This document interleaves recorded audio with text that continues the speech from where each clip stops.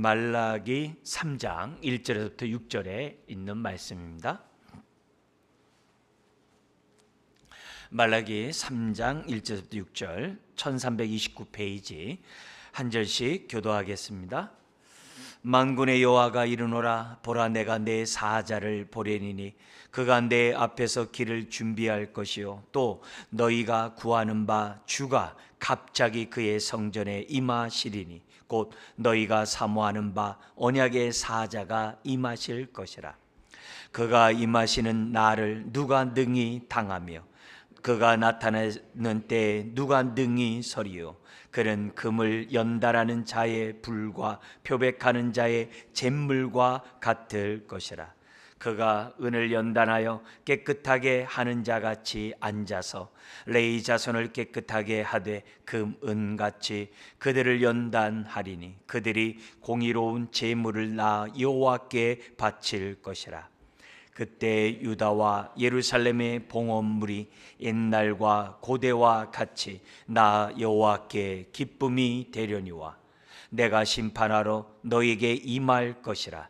점치는 자에게와 간음하는 자에게와 거짓 맹세하는 자에게와 품꾼의 싹스에 대하여 억울하게 하며 과부와 고아를 압제하며 나그네를 억울하게 하며 나를 경외하지 아니하는 자들에게 속히 증언하리라. 만군의 여호와가 말하였느니라. 나 여호와는 변하지 아니하나니 그러므로 야곱의 자손들아 너희가 소멸되지 아니하느니라. 아멘. 오늘 말씀은 이제 6절 우리 말씀을 읽도록 하겠는데요. 우리가 이 3장 1절부터 6절까지의 이 답변은 2장 17절과 연관되어 있습니다. 2장 17절의 내용이 뭐였죠? 너희가 말로 여호와를 괴롭게 하고도 이르기를 우리가 어떻게 여호와를 괴롭혀 드렸나이까 하는도다. 이는 너희가 말하기를 모든 악을 행하는 자는 여호와의 눈에 좋게 보이며 그에게 기쁨이 된다 하며 또 말하기를 정의의 하나님이 어디 계시냐 함이니라. 그러니까 하나님에 대해서 오해해서 이런 말들을 막 해대는 거죠. 악을 행하는 자를 어떻게 하나님이 좋게 보시겠어요? 말이 안 되잖아요. 근데 이 로마서에서도 죄가 있는 곳에 은혜가 넘쳤다. 그러니까 은혜를 받으려면 죄를 져도 되겠네? 죄를 내가 범해야 되겠네? 이런 사람이 있었던 것처럼 하나님에 대해서 하나님이 용서하고 긍휼을 베품으로 하나님이 하나님됨을 나타낸 거기 때문에 악을 행하는 자를 하나님이 자신을 과시하기 때문에 좋아하는 거 아니냐. 심지어는 불의를 행하면서 정의의 하나님이 어디 계시느냐 이렇게 말로 하나님을 괴롭게 하는 자들이 있었다는 거예요. 거기에 대해서 하나님이 정의가 어디 있냐고 내가 여호와의 날에 속히 임함으로 그렇게 말하는 자들을 내가 심판하리라.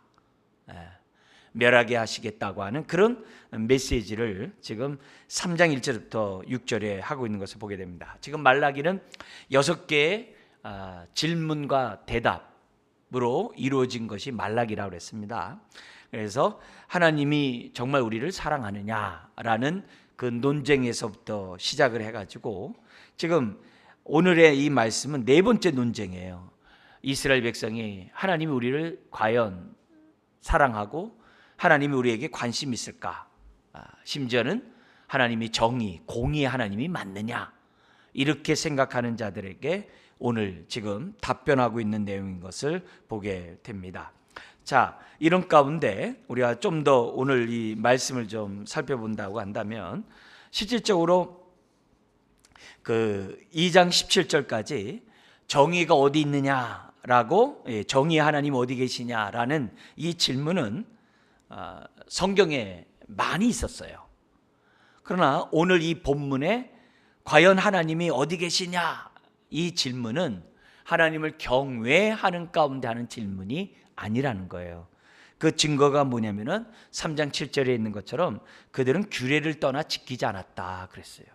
율법을 떠난 자이고 하나님의 뜻 가운데 불순종하는 그런 자들이 하나님의 정의가 어디 계시냐, 정의로운 하나님이 어디 계시냐, 이렇게 말했다는 거죠. 그러나 반면에 여러분도 우리가 그동안에 소선지자를 봤습니다만 하나님 앞에 경건하게 살면서 정의의 하나님이 과연 계시는가? 어떻게 악을 행하는 자들을 심판하지 않는가? 심지어는 우리보다 더 악한 바벨론을 통해서 우리를 심판하려고 하시는가 해가지고 이해하지 못해가지고 과연 정의로운 하나님이 계시는가 탄식했던 사람들이 있죠. 가장 이제 대표적인 사람이 여러분들의 강의 안에 있는 것처럼 에레미야하고 하박국이에요. 그 강의 안에 그 12장 1절에 보면은 에레미야 선지자가 이런 말을 합니다. 제가 읽어드릴게요. 여호와여, 내가 주와 변론할 때에는 주께서 의로우시니이다. 그러나 내가 주께 질문하옵나니 악한 자의 길이 형통하며 반역한 자가 다 평안함은 무슨 까닭이니까? 여기 반역한 자가 다 평안함일 때 반역한 자는 핍박하는 자, 핍박하는 자가 안락함이 편안함이 무슨 까닭입니까? 에레미야가 탄식하는 거예요. 하나님이 과연 공의로운 하나님이라고 한다면 악을 행하는 자가 어떻게 형통할 수 있으며 핍박하는 자가 안락할 수 있습니까? 평안할 수 있습니까? 그는 있을 수 없는 일 아닙니까? 에레미야가 정의의 하나님이 과연 계시는가? 어디 계시는가? 이렇게 했던 질문이 있었죠. 심지어는 하박국 1장 2절 4절에 있는 것처럼 유다를 심판하기 위해서 유다보다 더 악한 바벨론을 들어서 유다를 심판해요. 이해가 안 되는 거예요. 과연 하나님이 공의로우신가? 정의로우신가? 그렇게 묻는 하박국 선지자가 있어요. 제가 한번 읽어드린다면 여호와여, 내가 부르짖어도 주께서 듣지 아니하시니 어느 때까지니까? 내가 강포로 말미암아 외쳐도 주께서 구원하지 아니하나이다. 어찌하여 내가 죄악을 보게 하시며 패역을 눈으로 보게 하시나이까? 겁탈과 강포로 말미암아 외쳐도 주께서 구원하지 아니하나이다. 그 다음 구절 우리 한번 계속 읽어볼까요? 어찌하여 내가 죄악을 보게 하시며 패역을 눈으로 보게 하시나이까? 겁탈과 강포가 내 앞에 있고 변론과 분쟁이 일어났나이다. 4절이요. 이러므로 율법이 해이하고 정의가 전혀 시행되지 못하오니 이는 악인이 의인을 에워쌌으므로 정의가 굽게 행하여 짐이니이다. 하박국 선지자의 탄식이에요. 유다 백성의 우상 숭배와 불의와 그런 불법을 행하는 그런 지도자들의 그런 만행을 하나님 가만히 있습니까? 이렇게 탄식했더니 내가 심판할 거야. 근데 누구를 통해? 바벨론을 통해 심판할 거야. 그러니까 하박국 선지자가 또 놀라는, 어떻게 그런 일이 있을 수 있습니까? 이런 일. 그러니까 경건하게 살고자 하는 자들에게 이런 탄식이 항상 있어 왔어요. 있어 왔는데 이렇게 탄식하는 사람들을 향해서 시편 37편에는 우리 하나님이 이렇게 탄식하는 사람들에게 이런 얘기를 하셨어요. 37편에 1, 2절, 7절에 있는 말씀인데요. 1절 한번 같이 읽어볼까요? 악을 행하는 자들 때문에 불평하지 말며 불의를 행하는 자들을 시기하지 말지어다. 2절이요. 그들은 풀과 같이 속히 배임을 당할 것이며 푸른 채소같이 쇠잔할 것임이로다. 37편 7절도 같이 한번 읽겠습니다. 여호와 앞에 잠잠하고 참고 기다리라. 자기 길이 형통하며 악한 꾀를 이루는 자 때문에 불평하지 말지어다. 우리 가끔 이런 얘기 하잖아요. 세상이 너무 불의하고 악을 행하는 자들이 너무 정말 평탄하고 잘 살고 이런 말 쓰면 하나님 도대체 어디 계십니까? 이 세상이 확 뒤집어져야 되는데 하나님 뭐 하십니까? 이렇게 말하는 경우가 있거든요. 그런 것에 대해서 우리 하나님께서 잠잠하고 기다리고 그렇게 그것 때문에 원망하거나 불평하거나 낙심하지 말라는 거예요. 그러니까 옛날부터 계속 있어 왔던 거예요. 그런데 오늘 여기 정의 하나님 어디 계시냐 이 말은 경건하게 살다가 그렇게 하는 것이 아니라 불의와 불법을 행하다가, 지금 여태까지 내용 봤잖아요. 제사장의 만행을 받고 제사장의 그런 만행뿐만 아니라 백성들 또한 제사장과 다를 바 없이 악을 행하는 걸 지금 보고 있잖아요. 2장에서 봤잖아요. 그렇게 행하면서 하나님이 어디 있냐는 거예요. 오히려 악을 행하면 하나님이 기뻐한다는 거예요. 죄가 있는 곳에 은혜가 넘친다는 그 말을 오해해가지고서 그렇게 죄악을 범하는 사람들처럼 그렇게 하고 있다는 거죠. 자, 이제 이런 자들에게 우리 하나님께서 가만두는 것이 아니라 내가 반드시 심판하시겠다라고 하는 그 메시지를 3장 1절부터 5절에 하고 있습니다.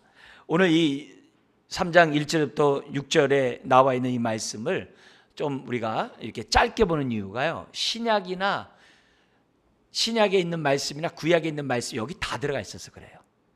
너무 중요한 내용이기 때문에 그냥 읽지 말고 다음에 이걸 읽을 때 이 말이 이 뜻이구나 라는 것을, 아주 핵심적인 내용이기 때문에 지금 이렇게 한 절 한 절 오늘 여러분들에게 좀 소개하려고 합니다.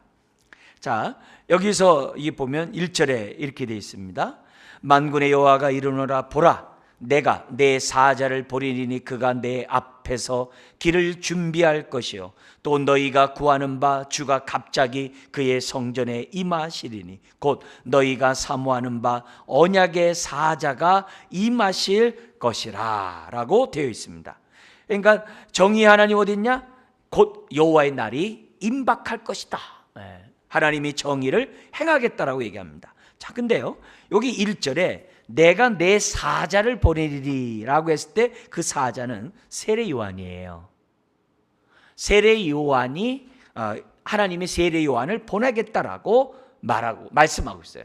근데 세례 요한이 오는 이유가 뭐냐? 내 앞에서, 여호와 앞에서 길을 준비할 것이요, 이렇게 돼 있어요.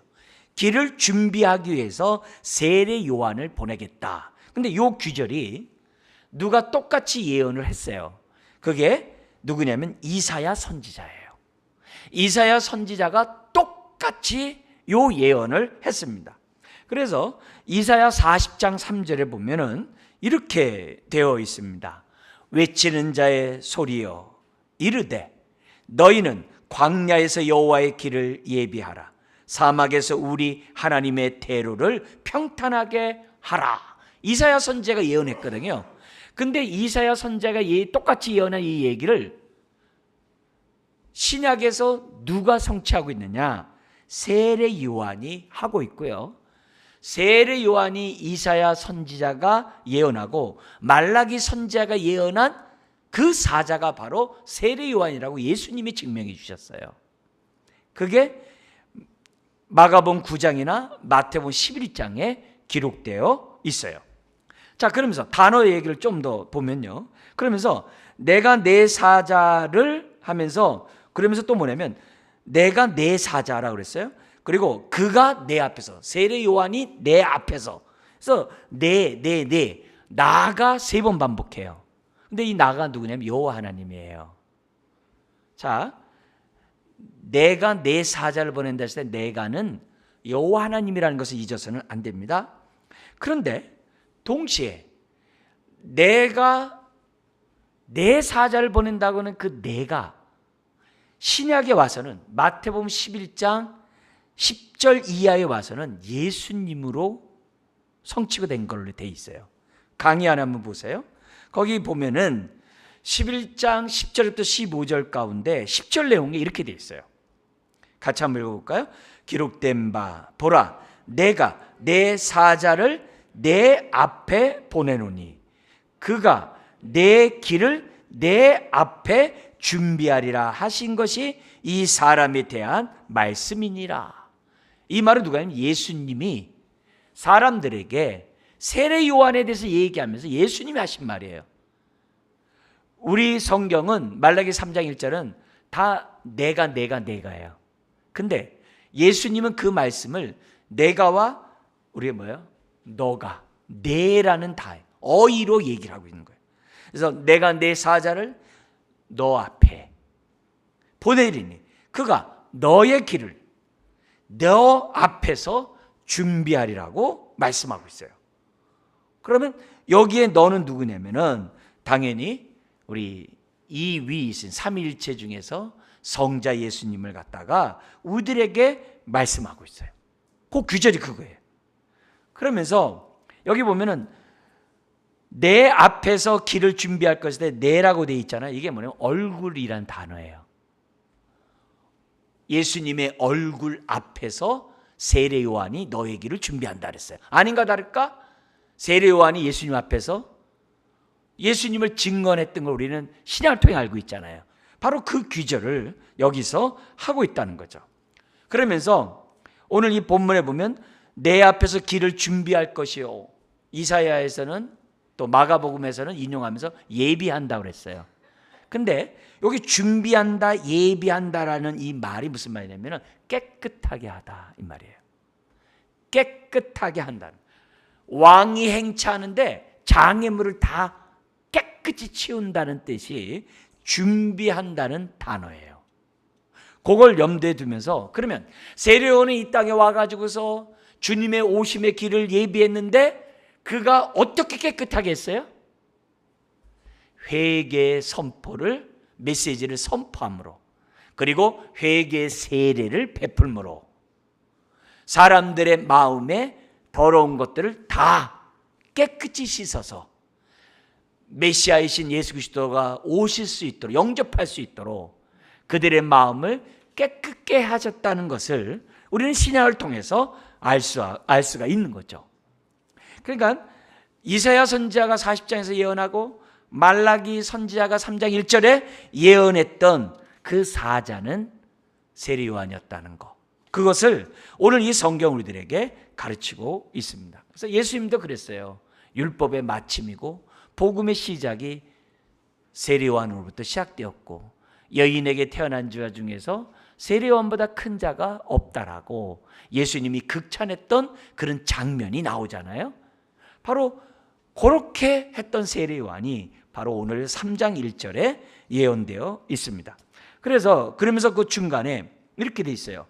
그가 내 앞에서 길을 준비할 것이요. 이러면서 또 너희가 구하는 바 주가 거기 돼 있어요. 이 주가 여호와를 말하거든요. 주가 갑자기 그의 성전에 임하시리니 곧 너희가 사모하는 바 언약의 사자가 임하실 것이라. 그럼 여기 주와 언약의 사자가 동격이에요. 주와 언약의 사자가 같은 말이라는 사실을 여러분 기억하고 있어야 돼요. 근데 여기 언약의 사자 앞에 뭐가 붙어 있냐면 더가 붙어 있어요. 그 여호와의 사자, 그 여호와의 언약의 사자, 그 언약의 사자라고 기록되어 있어요. 그러면 그 언약이란 말은 무슨 말이겠어요? 예레미야, 에스겔, 이사야가 예언한 새 언약을 말하는 거예요. 오해하면 안 돼요. 잘 기억하셔야 돼요. 그 언약의 사자가 누구냐면 예수 그리스도예요. 근데 그 언약이라는 말 때 그 언약은 예레미야, 에스겔 선지자가 예언한 메시아가 오면 새 언약을 체결하리라 하는 그 언약이라는 사실을 기억하셔야 돼요. 예수님은 새 언약의 중보자라는 것을 우리는 히브리서 12장에서 이미 잘 알고 있어요. 히브리서에서. 그래서 예수님이 주님의 살과 피를 가지고 떡과 포도주를 가지고 제자들과 뭘 체결했어요? 새 언약을 체결하셨잖아요. 그잖아요. 이 떡은 내 살이고 이 포도주는 내 피다 하면서 새 언약의 언약을 갖다가 제자들과 맺은 사건을 우리 기억하고 있어요. 바로 그게 예레미야 선지자도 예언했고 에스겔 선지자, 이사야 선지자가 예언한 바로 그 새 언약이라는 사실을 잊어서 안 돼요. 그래서 예수님을 새 언약의 사자로 여기 지금 1절에 기록하고 있다는 사실을 저와 여러분들이 생각해야만 한다는 거죠. 자, 그러면 여기 잠깐 보세요. 3장 1절에 말라기가 그 당시 청중들에게 뭐라고 했느냐. 그 당시 청중들은 누구예요? 제사장은 타락했고 백성들 역시 타락한 그 청중들에게 얘기하는 거예요. 물론 그 안에 경건한 남은 자들도 있겠죠. 뭐라냐면 또 너희가 구하는 바 주가 갑자기 그의 성전에 임하시리니. 너희가 구하는 바라고 그랬어요. 구하는 바라는 얘기는 무슨 말이에요? 그 당시 이스라엘 사람, 유다 사람들이 지금 뭐예요? 에레미야하고 에스겔 선지자가 예언한 그 메시아를 갖다가 구하고 있다, 사모하고 있었다는 얘기예요. 그 얘기하는 거예요. 근데 너희가 사모하는 그 메시아가 곧 올 거라는 거예요. 그게 1절의 메시지거든요. 그러면 문제는 뭐냐면 그들이 사모했던 새 언약의 사자는 어떤 새 언약의 사자냐?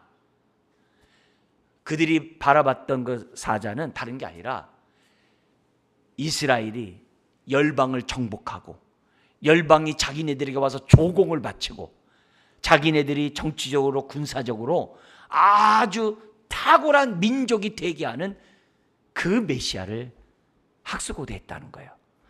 근데 그런 메시아를 어느 때도 구했어요? 예수님 당시 때도 구했잖아요.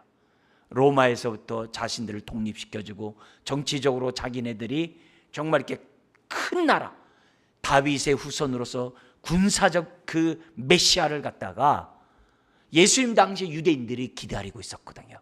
같은 얘기예요. 같은 얘기예요. 그런데 그 성경에서 예언된 새 언약의 메시아는 고난받는 종으로 겸손한 왕으로 나귀 새끼를 타고 자기 목숨을 저와 여러분들의 죄를 위해 희생제물로 바칠 그 메시아였다는 것을 성경 우리들에게 가르쳐주고 있거든요. 우리가 그런 예수님 당시의 모습을 보면 말라기 시대 때도 마찬가지예요. 그러면 그들이 왜 그런 메시아를 구했을까요? 그들이 그런 메시아를 구한 것은요, 자기네들보다 불과 얼마 먼저 살았던 학개 스가랴가 있었어요. 우리 앞에서 배웠던 학개 스가랴 선지자도 예언했거든요. 메시아가 오면은 이스라엘이 열방을 통치하는 이스라엘이 되고 이 예루살렘을 중심으로 메시아가 임해가지고 전 세계를 통치하게 될 것이라는 예언을 했단 말이에요. 그래서 자기네들은 정치적으로 메시아가 오면은 세계 최고의 나라가 될 것을 기대하면서 학수고대했는데 오시만 예수 그리스도는 오지 않아요. 자기네들에게 임한다고 하는 메시아는 임하지 않는 그 모습 가운데 자기네들이 어떻게 돼요? 율법을 멀리하고 하나님 뜻대로 살지 아니하고 지금 말라기 1, 2장처럼 타락하고 불순종한 백성이 되었다라고 우리는 생각해 볼 수 있는 거예요. 근데 그들에게 대해서 아니다. 학개와 스가랴 선지자가 예언한 그 메시아가 반드시 올 것이다. 새 언약의 메시지가 사자가 반드시 올 것이다 라고 다시금 지금 강조하고 있는 거예요. 오늘 우리들이 볼 때는 더디 오시는 것 같지만 정한 때, 가장 좋은 때 주님은 재림하실 줄 믿습니다. 우리가 정말 주님을 맞이할 수 있는 저와 여러분들이 돼야 한다는 거예요. 자, 그러면 지금 이 배운 내용을 가지고 1절의 내용을 다시 한번 읽겠어요. 이 의미가 눈에 들어오셔야 됩니다. 같이 한번 읽겠습니다. 만군의 여호와가 이르노라. 보라, 내가 내 사자를 보내리니 그가 내 앞에서 길을 준비할 것이요 또 너희가 구하는 바 주가 갑자기 그의 성전에 임하시리니 곧 너희가 사모하는 바 언약의 사자가 임하실 것이라. 그러니까 앞에 사자는 세리와 뒤에 그 언약의 사자는 예수 그리스도. 그렇게 이해를 하시면 돼요. 자, 그러면서 그분이 오실 때, 그분이 오시는 날이 무슨 날이냐면 2절에 여호와의 날인 거예요. 자, 2절 우리 한 번 더 읽겠습니다. 그가 임하시는 날을 누가 능히 당하며 그가 나타나는 때에 누가 능히 서리요. 그는 금을 연단하는 자의 불과 표백하는 자의 잿물과 같을 것이라 라고 기록되어 있어요. 여기 보면은 그리스도가 임하는 그 날이, 그 언약의 사자가 임하는 날이 여호와의 날이에요. 그러면 여호와의 날에 누가 능히 당하며, 당한다는 얘기는 견디며, 그 심판을 견딜 수 있는 자가 누구냐 이게요. 그리고 그가 나타나는 때에 누가 능히 서리요. 서리라는 얘기는 뭐냐면 그 하나님의 심판의 메시지 앞에 넘어질 수밖에 없다는 거예요. 넘어질 수밖에 없대. 설 수 있는 자가 없다는 거예요. 그 무서움 앞에서 꼬꾸라진다는 거예요. 그런 얘기를 지금 하고 있는 거예요. 그러니까 여호와의 날은 지금 말라기만 얘기한 것이 아니라 가장 대표적인 사람이 아모스가 여호와의 날을 많이 강조했어요. 그래서 아모스 5장 20절을 제가 읽어드리면 이렇게 돼 있어요. 여호와의 날은 빛없는 어둠이 아니며 빛남 없는 캄캄함이 아니냐. 굉장히 무섭다는 얘기예요. 스바냐 선지자도 얘기했어요. 스바냐 선지자 1장 15절 16절에 제가 한번 읽어드릴게요. 그날은 분노의 날이요 환난과 고통의 날이요 황폐와 패망의 날이요 캄캄하고 어두운 날이요 구름과 흑암의 날이요 나팔불어 경고하며 견고한 성읍들을 치며 높은 망대를 치는 날이로다. 무서운 날이에요. 여호와의 날은 무서운 날이기 때문에 누가 견디겠으며 누가 꼬꾸라지지 않고 견딜 수 있겠냐 이게요. 그 심판을 피할 자가 없다는 것을 우리들에게 2절에 설명하고 있어요. 근데 단 누구에게요? 1장과 2장 같이 불의를 행하는 자들에 대한 임한 심판이에요.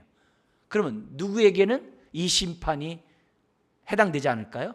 남은 자로서 하나님을 경외하며 하나님의 언약 백성답게 신실하게 살아가는 자들은 제외가 되겠죠. 그겠죠?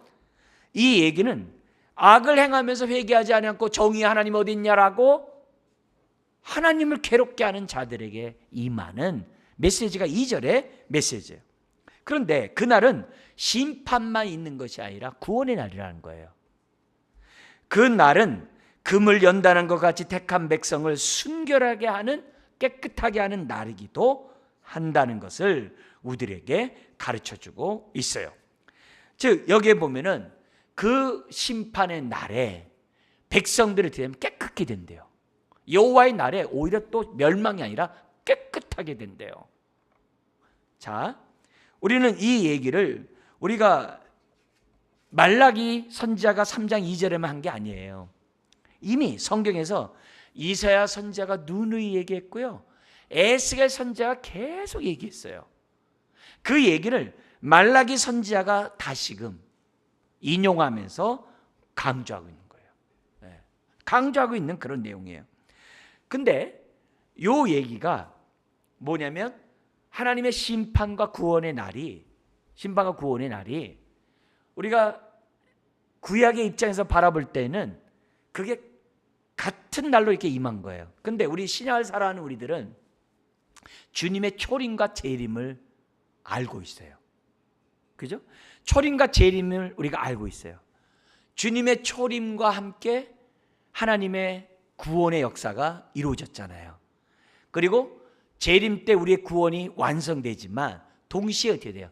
끝까지 하나님의 말씀을 믿지 않고 회개하지 않는 자들은 멸망의 심판을 당할 수밖에 없는 게 재림의 마지막 심판이잖아요. 그래서 우리는 초림과 재림을 알고 있어요. 우리가 산을 보면 가까운 산과 먼 산을 이렇게 동시에 보는 것처럼 구약의 선지자들은 초림과 재림을 동시에 봐요. 우리는 초림과 재림 사이에서 앞뒤로 보는데 구약에 있는 사람들은 동시에 보는 거야. 산을 앞산과 뒷산을 동시에 보듯이. 그렇게 됐어요. 그래서 심판과 구원에 대한 이 메시지가 여호와의 날이 같이 한 날로 오기 때문에 사람들이 받아들이기가 어려워요.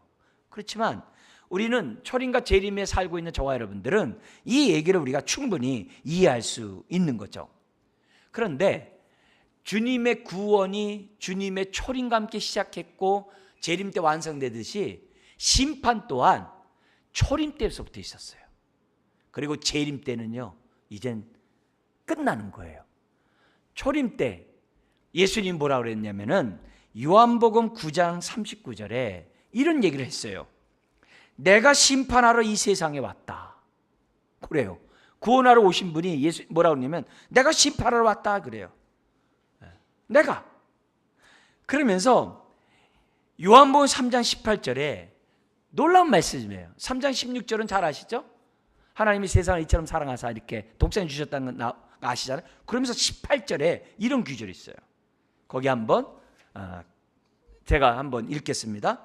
저를 믿는 자는 심판을 받지 아니하는 것이요, 예수 그리스도를 믿는 자는 심판받지 않는 것이요, 믿지 아니하는 자는 하나님의 독생자의 이름을 믿지 않음으로 벌써 심판받은 것이다 라고 얘기해요.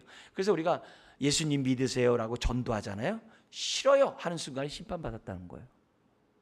구원의 메시지가 그에게는 심판의 메시지가 되는 거예요. 그러나 육체가 있는 동안은 계속 기회가 있겠죠. 왜냐면 저와 여러분들도 처음 예수 믿고 교회 가자 할 때 싫어요 한 사람 대부분이었잖아요. 저 역시 중간에 안 다닐 때 그랬다고요.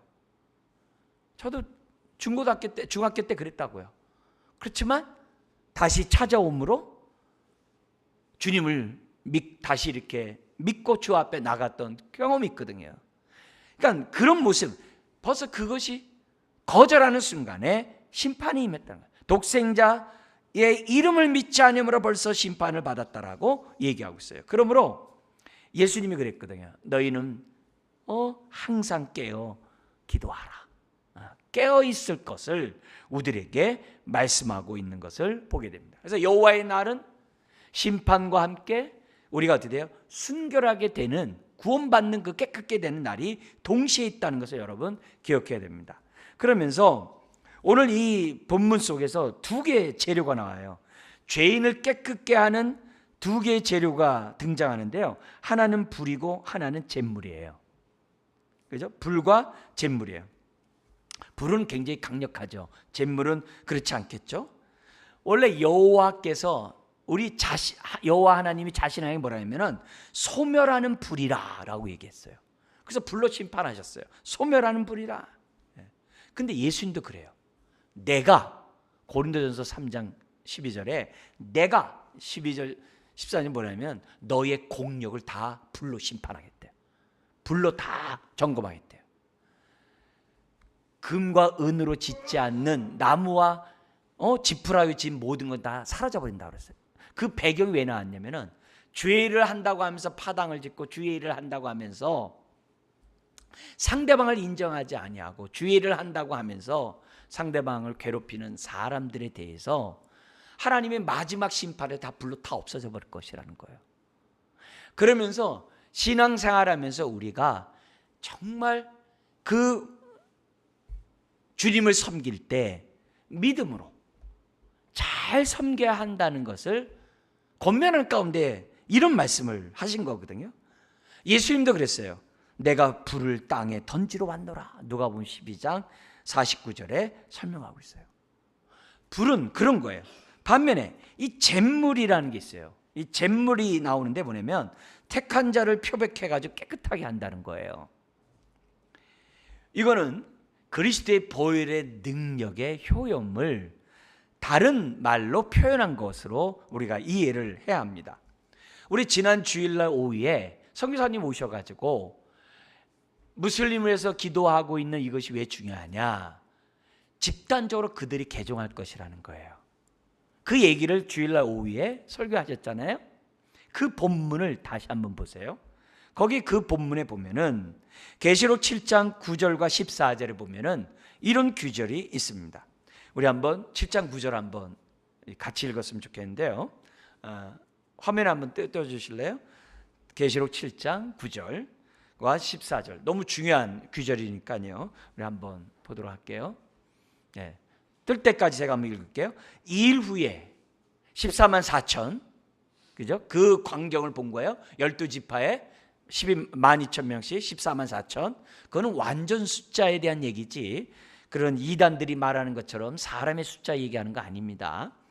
그거 한 다음에 이 일 후에 내가 보니, 그걸 딱 본 다음에 뭐라고 그러냐면은 각 나라와 족속과 백성과 방언에서 아무도 능히 셀 수 없는 큰 무리가, 이제 그게 이제 다양한 힌두교를 믿고 있는 사람, 무슬림, 또 다른 종교 믿고 있는 그런 사람들이 이제 집단적으로 개종할 것을 우리들이 생각해 보죠. 능히 셀 수 없는 큰 무리, 14만 4천에 대한 해석이에요. 큰 무리가, 그 다음 구절 읽겠습니다. 흰 옷을 입고 종려 가지를 들고 보좌 앞과 누구 앞에 서 있어요? 어린 양 앞에 서서, 그렇게 됐어요. 찬양하는 거죠. 자, 거기 흰 옷을 입었다는 게 나와요. 그 다음에 14절 한번 보십시오. 14절 한번 같이 읽겠습니다.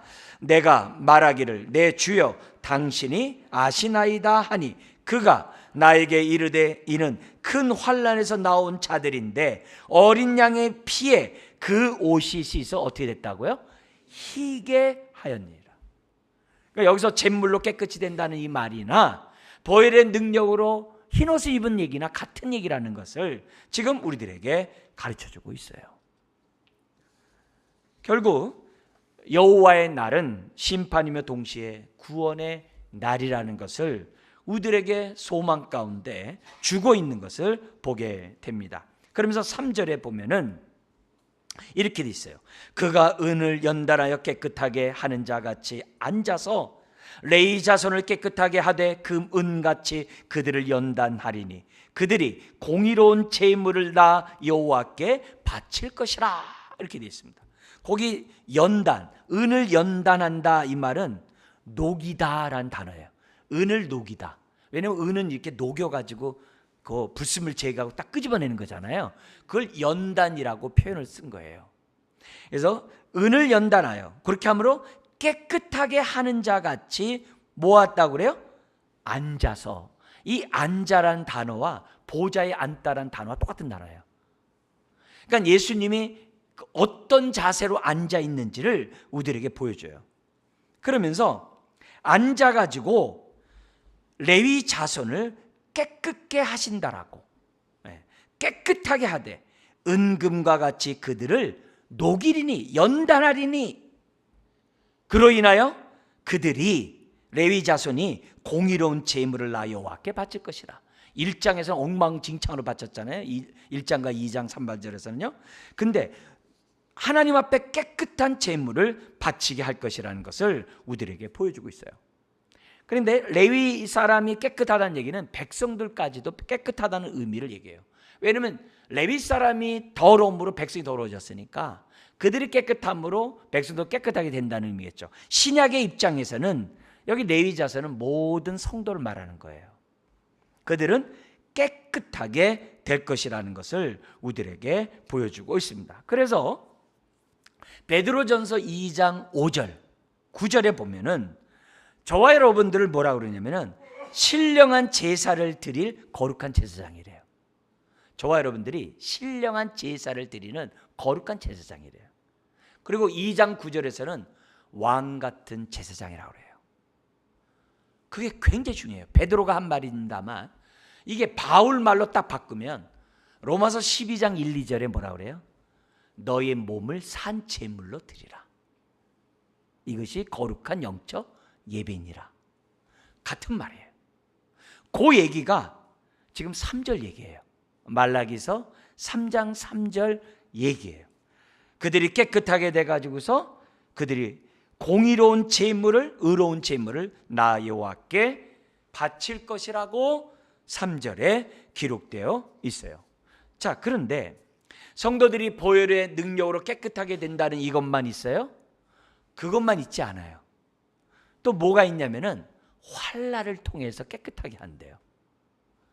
환난과 핍박을 통해서 우리를 불순물 제거하신대. 그렇죠. 환난 앞에 우리들이 얼마나 부르짖겠어요. 환난 앞에 얼마나 우리가 거룩하게 살고자 하겠어요. 얼마나 하나님의 은혜를 덧입고자 하겠어요. 그렇게 함으로 연단을 받는다는 거예요. 아닌가 다를까? 사도행전 8장에 스데반 집사가 죽음으로 성도 교회가 유대인들의 핍박을 당하잖아요. 근데 핍박을 당함으로 그들은 어떻게 돼요? 오히려 더 평안하여 든든히 서가는 거룩한 백성이 됐다고요.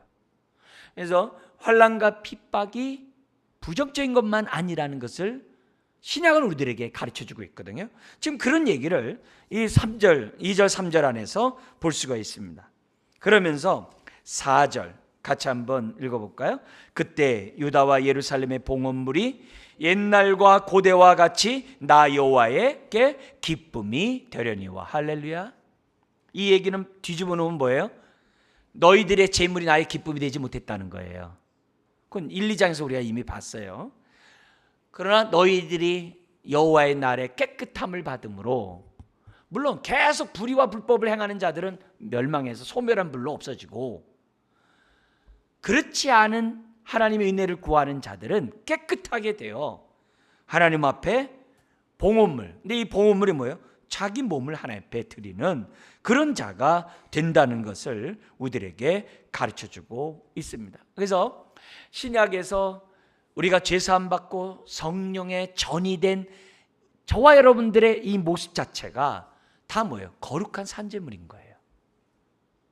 그래서 우리의 몸을 하나님이 기뻐하는 산제물로 드리는 거고, 산제물로 드리려면 어떻게 돼요? 하나님의 선하시고 기뻐하시고 온전한 뜻이 무엇인지 분별하며 순종하는 삶이 산제물로 드린다고 로마서 12장부터 15장에 설명하고 있는 거예요.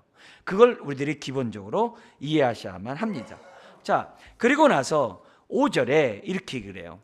그러나 하나님을 두려워하지 않고 사는 자들을 하나님이 반드시 심판하시겠다라고 5절에 설명하는데요. 여기는 많은 죄들 중에 7개만 기록하고 있어요. 7개만 기록한다는 얘기는 무슨 말이에요? 완전 숫자예요. 이건 더 많은 거예요. 그냥 아주 모든 죄를 범하는 자들을 고발하면서 하나님께서 심판하시는 내용이 나옵니다. 여기 본문의 5절에 보면 이렇게 시작을 해요. 내가 심판하러 너에게 임할 것이라. 심판주예요. 동시에 제일 끝에 보면 뭐냐면은 속히 증언하리라. 하나님이 그래요. 속히 증언한다 그래요. 증언하시는 하나님이에요. 다시 한번, 하나님 어떤 분이냐? 심판하실 뿐만 아니라 어떤 분이에요? 증언하시는 하나님이에요. 근데 어떻게 증언해요? 속히. 근데 이 속히란 단어가 우리가 이제 신속히라는 그런 개념이 있잖아요. 우리 개념에 신속하게 한데, 신속하게 증언한다는 말이 우리가 언뜻 이해가 안 돼요. 근데 이 신속한이라는 이 단어가 다른 데서 뭘로 번역되면 능하신 이란 단어로 번역이 되는 단어예요. 그러니까 심판주의뿐만 아니라 능하신 증인이 되신대요. 저와 여러분들을 다 일거수일투족 다 보고 계시고, 우리가 예수님 앞에서 우리의 죄를 이실직고하게 하신다고 그랬어요. 그리고 하나님이 우리 예수님께서 다 너희들의 죄들을 다 아신다고 했어요. 그래서 그 누구도 심판주 앞에 피할 자가 없어요. 우리 하나님은 심판주의뿐만 아니라 증언하시는 증인이라고 성경에 기록되고 있다는 거죠. 자, 근데요, 여기 심판한 자가 임해서 심판하는 그 내용이 7가지가 나오는데요, 그 당시 이스라엘 사람들이 생각하지 않은 원수를 심판해요. 그 당시 유대인들은요, 이스라엘인들은요, 이스라엘의 원수를 심판하러 어서 오시옵소서 하면서 여호와의 날을 사모했어요. 예수님 당시에도요, 어서 메시아가 임하셔서 저 원수들을 심판하소서 하면서 메시아를 기다렸어요. 근데 말라기 시대나 예수님 시대나 하나님이 심판할 자가 누구냐면요, 오늘 여기 나와 있는 5절에 나와 있는 자기 백성이에요. 어떤 자기 백성이요? 회개할 줄 모르는 자기 백성. 이스라엘의 원수가 아니라 이스라엘의 불순종하는 그 자들을 심판하러 오신다라고 5절에 얘기하고 있는 거예요. 그걸 우리들이 잘 보고 이해하셔야만 하는 거예요. 근데 헛다리 짚는 거죠, 이스라엘 사람들은. 심지어는 나의 이웃은 자기네들만의 이웃이에요. 근데 예수님 뭐라 그래요? 강도 만난 자가 자에게 누가 이웃이냐. 내가 중심이 아니라 어려움을 겪고 있는 사람의 이웃이 돼야 한다는 거예요. 그런 차이가 예수님 당시에 있고 오늘날 우리들에게도 여전히 있는 것을 보게 됩니다. 그래서 예수님의 심판이 정확한 것은 예수님이 증인의 역할을 감당하기 때문에 아무도 피할 수가 없습니다. 근데 여기 7가지 제약은 다 모세 율법을 도전하는 거예요. 그래서 나중에 말라기 4장 끝에서 그래서 율법을 지키란 말이 나오게 되는 내용입니다. 그래서 이 7가지 죄가 하나님을 경외한다고 하는 자들에게 있는 거예요. 왜 그래요? 율법을 떠났기 때문에 그들의 삶이 어떻게 돼요? 이렇게 죄를 범한다는 거죠. 자, 첫 번째 거기 나오는 게 뭐예요? 점치는 자. 마술을 행하는 무당으로서 율법에서 금했는데요, 이 얘기가 왜 이런 얘기 생기냐면요, 포로 기간 동안에 이걸 배워왔어요. 배운 자들이 이 당시도 있었어요. 근데 이 얘기가요, 여러분, 빌립이 사마리아 지역 갔을 때 방해했던 자가 누구예요? 마술사 시몬이었잖아요. 그리고 바울과 바나바가 첫 선교회 가서 구부로 갔을 때 방해했던 그 마술사도 유대인이었거든요. 그게 페르시아 지역의 전통에 그 내용이 예수님 당시까지 흐르고 있었어요. 여기도 있고. 그래서 점치는 자, 그리고 뭐냐면 간음하는 자, 이미 우리 2장에서 봤었어요.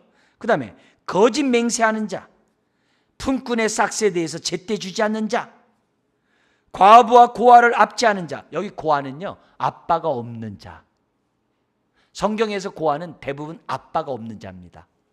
아빠가 없는 자, 아무런 권리를 누리지 못하는 거죠. 그리고 뭐냐면은 나그네를 억울하게 하는 자. 이건 이방인들 중에 유대교로 귀화한 그 이방인들을 중심으로 쓰는 이런 표현들을 나그네라고 그래요. 성경에서는 그들과 동일하게 대하라고 했어요. 할례를 받으면 동일하게 대하고 동일하게 취급하라 했어요.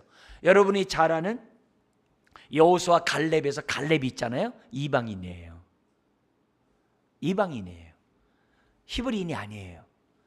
그걸 우리들이 이제 기억을 하고서 우리가 대우하는 것이 필요한 거죠. 그 다음에 7번째, 가장 큰 죄, 하나님을 경외하지 않는 자. 심판하겠다. 모든 죄악의 근원이죠. 결국 정의 하나님이 어디 있느냐? 내가 너를 심판하리라. 그걸로 답이 끝나고 있습니다. 마지막 6절입니다. 우리 읽고 이제 마무리하고 마치겠는데요. 나 여호와는 변하지 아니하나니 그러므로 야곱의 자손들아 너희가 소멸되지 아니하니라. 여기 나 여호와 앞에 왜냐하면이란 말이 있어요. 여기 보면 여기 하나님은 변하지 않으세요. 어제나 오늘나 영원토록 동일해요. 근데 여호와라는 말이 무슨 말이에요? 원래 언약을 기념하는 호칭이에요. 언약의 하나님을 얘기할 때 여호와라고 그래요.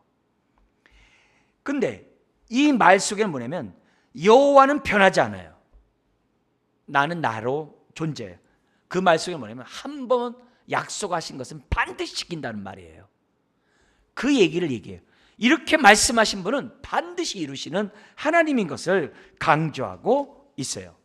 근데 문제는 우리가 자꾸 변해요. 변화하는 이 세상 속에 변하지 않는 분은 오직 하나님 한 분이에요. 그래서 우리가 그분께 뭘 둬야 돼요? 소망을 두는 거예요.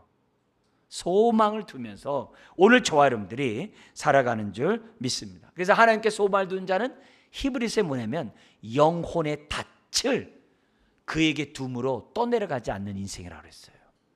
우리가 오늘 하나님께 소망을 두는 것이 이처럼 중요해요. 그러면서 뭐라고 하냐면은 그 다음 기절이 강조점이에요. 그러므로 야곱의 자손들, 이 야곱의 자손은 누구예요? 남은 자들, 하나님을 경외하고 그 말씀 가운데 살아가는 자들은 어떻게 돼요? 소멸되지 않겠다라고 말씀해요. 이걸 우리가 믿으셔야 돼요. 우리 하나님은 한 영혼도 잃어버리지 않을 줄 믿습니다. 그 얘기를 아모스가 했어요. 거기 강의 안에 있는 아모스 9장 9절, 거기 한번 제가 읽어드릴게요. 보라, 내가 명령하여 이스라엘 족속을 만국 중에서 체질, 이 키질하는 거 아시죠? 체질하기로 채로 체질함같이 하려니와 그 한 알갱이도 어디 떨어지지 않는다? 땅에 떨어지지 아니라. 할렐루야. 한 영혼도 잃어버리지 않는다는 거예요. 오늘 하나님을 경외하는 저와 여러분들, 이 자리에 나와 하나님 앞에 예배하며 하나님의 뜻 가운데 살아가는 자들 한 영혼도 잃어버리지 아니하고 반드시 구원하시고 반드시 그의 삶을 통해서 내가 역사하시겠다라고 말씀하시는 분이 우리 주님이에요. 그래서 마지막 주님의 재림의 날이 우리의 두려움 날이 아니라 기쁨의 날이죠. 우리의 구원이 완성되는 그 날인 줄 믿습니다. 그 날을 바라보면서 오늘도 보혈의 능력을 의지하며 살아가는 저와 여러분 되시길 주의 이름으로 축원합니다. 기도하겠습니다. 하나님 아버지, 오늘도 하나님은 언약의 하나님으로서 포로 중에서도 그들을 보호하며 돌아오게 하신 하나님인 것을 믿습니다. 성도들이 또한 우리가 낙심하고 넘어지고 버림당한 것 같은 무서운 고통 가운데 있다 할지라도 회개하는 자들을 반드시 회복시키시며 하나님의 축복 가운데 거하게 할 줄 믿습니다. 주여, 오늘도 이 말씀이 응한 것을 우리들의 삶을 통해 체험케 하시니 감사합니다. 재림하는 그날까지 깨어 기도하는 또한 주의 말씀에 순종하는 주의 자녀들 다 되게 하여 주옵소서. 그래서 축복의 통로가 되는 자녀들 또한 가정들 되게 하여 주옵소서. 예수님의 이름으로 기도드리옵나이다.